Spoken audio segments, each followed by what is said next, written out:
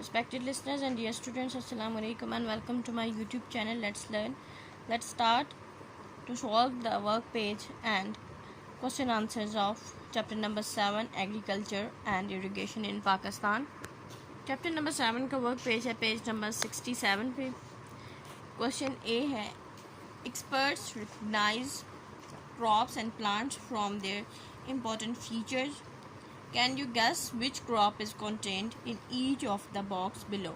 यानी आपको कुछ प्लांट्स की खासियतें दी गई हैं, वो रीड आउट करने के बाद आपने ये फाइंड आउट करना है ये किस क्रॉप के बारे में, किस फसल के बारे में कहा गया है. फर्स्ट है needs high temperature, needs plenty of water, a cash crop. ये आपको हिंट गिवन है. Use to make sugar and गुड़, तो वो कौन सी होगी शुगर. यहाँ से बेशक आपको नहीं पता चल रहा, लेकिन यहाँ से चीनी और गुड़ बनाने के लिए जो क्रॉप इस्तेमाल होगी वो कौन सी होगी, शुगर केन यानी गन्ने की फसल. सेकंड है Irri, basmati, desi are varieties of this crop. Grows in warm climate, needs lots of water. It is also exported especially to the Middle East. यहाँ से आपको ये जो फर्स्ट हिंट गिवन है यहाँ से पता चलेगा कि ये सारी किस्में जो सी हैं ये राइस की होती हैं, चावल की होती हैं. बासमती, इरी, बासमती बहुत वेल नोन काइंड है, किस्म है राइस की, तो ये क्रॉप है राइस. थर्ड है, यहाँ पे आपको करेक्शन भी करनी है. थर्ड है a good source of protein grows well in Sandy soil, needs well drained soil. तो ये आपके पास पल्सेस होती हैं. प्रोटीन का बेहतरीन सोर्स हमारे पास दालें होती हैं. यहाँ से इस हिंट से आपको पता चलेगा. तो ये पल्सेस हैं, यानी ये दालें हैं जो आपको प्रोटीन मुहैया करती हैं. नेक्स्ट है hardy cereal crop, can grow in poor soil, has two main varieties, needs little water, used mainly for animal and bird feed. तो ये मिलेट है, इसमें बाजरा आ जाता है, जो ज्वार. तो यहाँ से आपके पास सीरियल क्रॉप भी है जिसका हम दलिए के तौर पे भी खा सकते हैं. रोज़मर्रा ज़िंदगी में हम इसको दलिए के तौर पे खाते हैं, खा सकते हैं. फिर इसके बाद कम पानी की ज़रूरत होती है, जानवरों और बर्ड्स के जो खाने के तौर पे इसको यूज़ किया जाता है, तो वो है मिलेट. इसको भी यहाँ पे आप करेक्ट करेंगे. Grows in mild temperature, little rainfall, staple food यानी बुनियादी खाना है ये हमारा. दरमियाने दर्जे का टेम्परेचर चाहिए होता है, थोड़ी बहुत बारिश चाहिए होती है इस फसल के लिए. सोन इन अक्टूबर एंड नवंबर, अक्टूबर और नवंबर में ये बोई जाती है. यहाँ से आपको पता चल जाएगा क्योंकि स्टेपल फूड भी है, बुनियादी हमारा खाना क्या है, गंदम से बनी हुई चीज़ होती है. तो बोई भी ये जाती है यानी लगाई जाती है ये फसल अक्टूबर और नवंबर में. Over 22 million ton yield per year, यानी 22 मिलियन टन जो सा है इसकी पैदावार है एक सालाना तकरीबन. तो वो है वीट यानी गंदम. इसको यहाँ पे करेक्ट करेंगे. नेक्स्ट है 6 नंबर पे पाकिस्तान मेन कैश क्रॉप, यानी पाकिस्तान की अहम नकदावर फसल है जिसे बेच के कैश हासिल होता है. नीड्स हाई टेम्परेचर, बहुत ज़्यादा टेम्परेचर चाहिए होता है. मॉडरेट रेनफॉल, दरमियानी सी बारिशें. एक्सपोर्टेड एज यार्न यानी धागे के तौर पे, फैब्रिक कपड़े के तौर पे, एंड क्लॉथिंग यानी सिले हुए बने हुए कपड़े के तौर पे, और फ़रोख्त की जाती है, दूसरे मुल्कों को बेची जाती है. Annual production is about 13 million bales. तो ये कॉटन को ही बेल्स में हम मेजर करते हैं. एक हिंट यहाँ से आ जाता है, यार्न है, फैब्रिक है, तो ये कॉटन यानी कपास की फसल है. ये हमारे पास क्वेश्चन नंबर ए हमने सॉल्व कर लिया विद हिंट्स. नेक्स्ट हमारे पास क्वेश्चन नंबर बी है. क्वेश्चन बी है complete the statements with suitable words from the lesson. Lesson में से आपने जो इस सेंटेंस के अकॉर्डिंग एक सूटेबल वर्ड होगा उसको यूज़ करना है. The animal which provides us most of our milk, तो वो है बफलोज हैं. ज़्यादातर जो दूध इस्तेमाल किया जाता है हमारे यहाँ वो भैंसों का इस्तेमाल किया जाता है. 2 desert areas where sheep and goats survive. दो ऐसे इलाके पाकिस्तान के जहाँ पे भेड़ बकरियाँ ज़िंदा रह सकती हैं, सर्वाइव कर सकती हैं, जी सकती हैं, तो वो हैं सहराई इलाके पाकिस्तान के, वो हैं थर एंड चोलिस्तान डेजर्ट, यानी थर और चोलिस्तान का जो सहरा है उसमें। The number of kilograms in a bales of cotton, तो कितने, यानी आपके पास किलोग्राम कितने बेल के इक्वल होता है कॉटन जो हम मेजर करने के लिए यूज़ करते हैं, तो 170 यानी 170 किलोग्राम्स इज इक्वल होता है एक बेल के।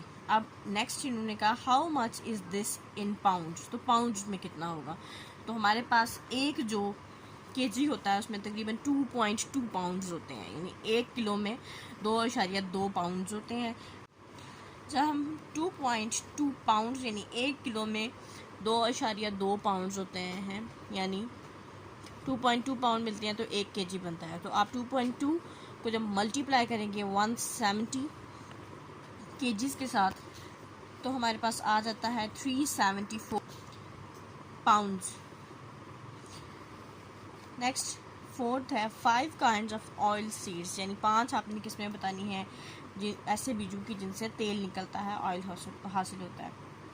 फर्स्ट है linseeds, castor seeds, sesame, mustard and cotton seed. ये 5 टाइप्स हैं जहाँ जो हमने रीड आउट की हैं अपने चैप्टर में भी, जिनसे हमें तेल हासिल होता है, यानी तीली का तेल है। इसके अलावा कैस्टर ऑयल निकलता है कैस्टर सीड से।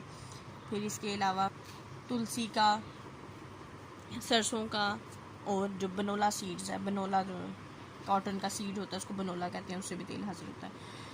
सी है look at the large map of Pakistan and write down the names of 8 reverse. जो पाकिस्तान का मैप है, 5 पाकिस्तान के दरिया ऐसे हैं जो कि बेसिक जो सब जानते हैं। अब मुख्तलिफ मकामात पे भी दरियाओं के मुख्तलिफ नाम होते हैं।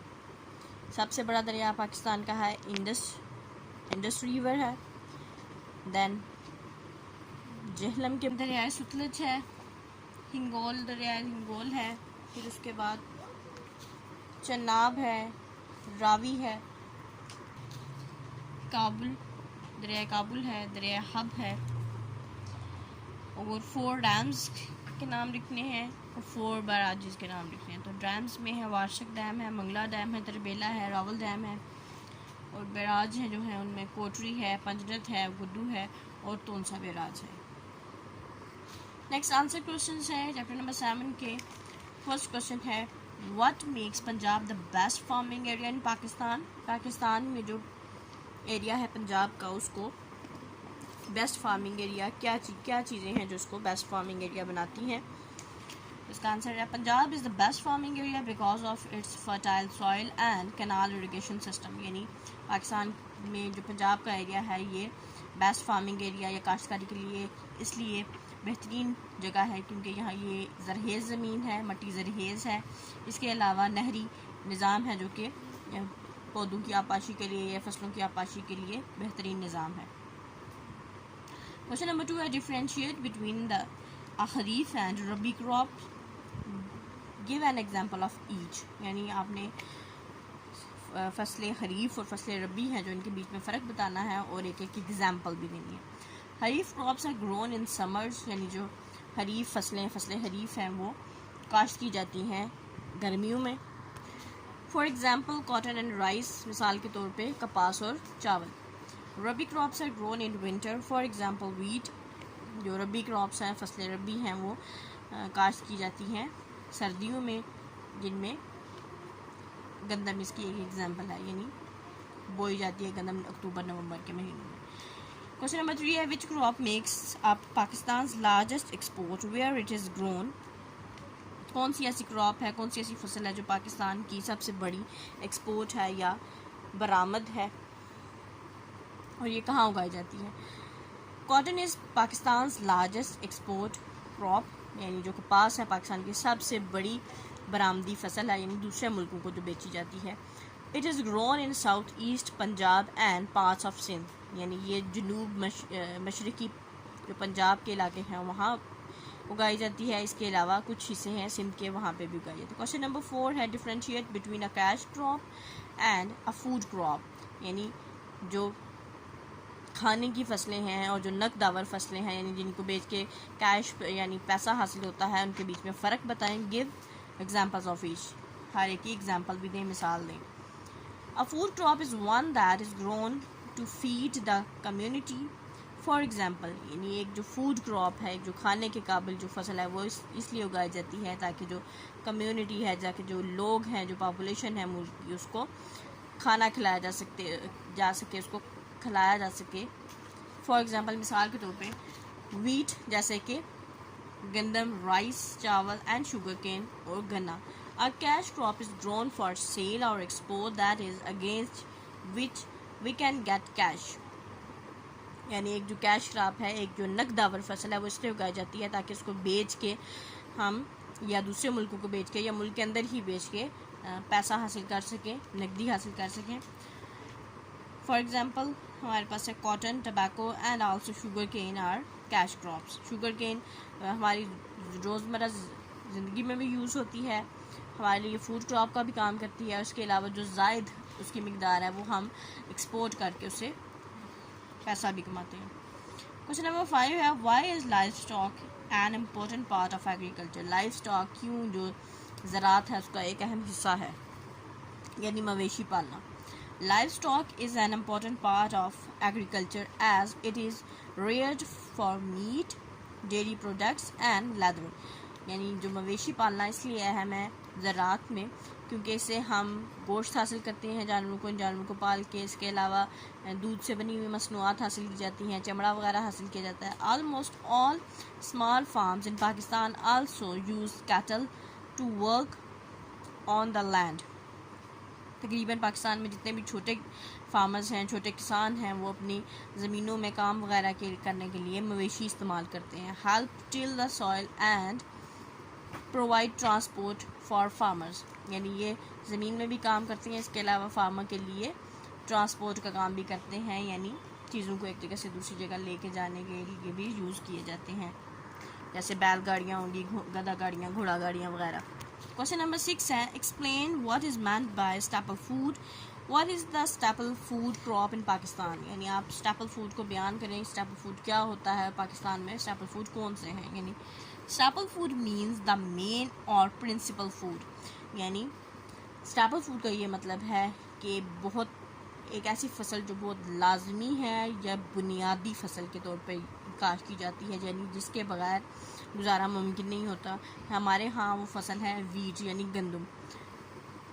The staple food crop in Pakistan is wheat. यानी पाकिस्तान की जो स्टेपल फूड है वो वीट है, गंदम है। Why is irrigation so important for farmers in Pakistan. जो आबपाशी का निज़ाम है, जो इरीगेशन है, आबपाशी फसलों को पानी लगाना क्यों अहम है पाकिस्तान में किसानों के लिए। Pakistan cannot depend only on rainfall for its crops to grow since it is an agricultural country and a regular supply of water is necessary. Pakistan हमेशा जो बारिशें हैं उन पे इन्हिसार नहीं कर सकता कि उनकी वजह से बारिशें होंगी तो फसल अच्छी होगी, इसलिए।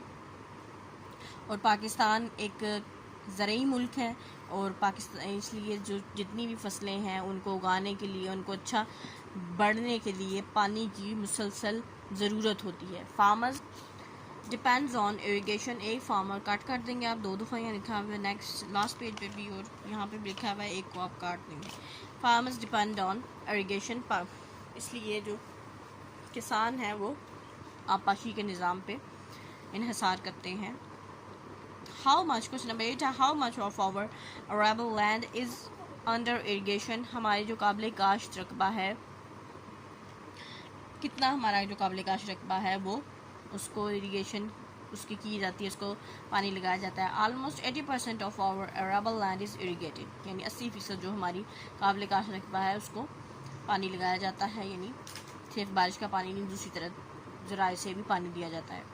क्वेश्चन नंबर 9 है, describe some of the different ways in which farmers irrigate their land. कुछ ऐसे तरीके बताएं जिनसे फार्मर जो सा है अपने फसलों को सैराब कर सकते हैं।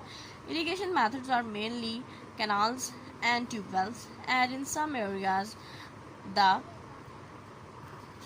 शारूफ, charsa, karez and the Persian wheel are also used. यानी कुछ जो तरीके हैं जिनसे फसलों को पानी दिया जा सकता है, उनमें ट्यूबवेल हैं, इसके अलावा नहरें हैं, शदूफ एक ज़रिया है जिससे पानी दिया जाता है, चासा है, कारेज़ है। ये डिफरेंट हमने चैप्टर्स में रीड किए थे किस तरह से इनसे पानी दिया जाता है फसलों को। फपयन व्हील, इसमें ये भी एक पुराना ज़रिया है जिससे फसलों को पानी दिया जाता है। इसको यहाँ स्टॉप करेंगे। Wish you best of luck and अल्लाह हाफ़िज़।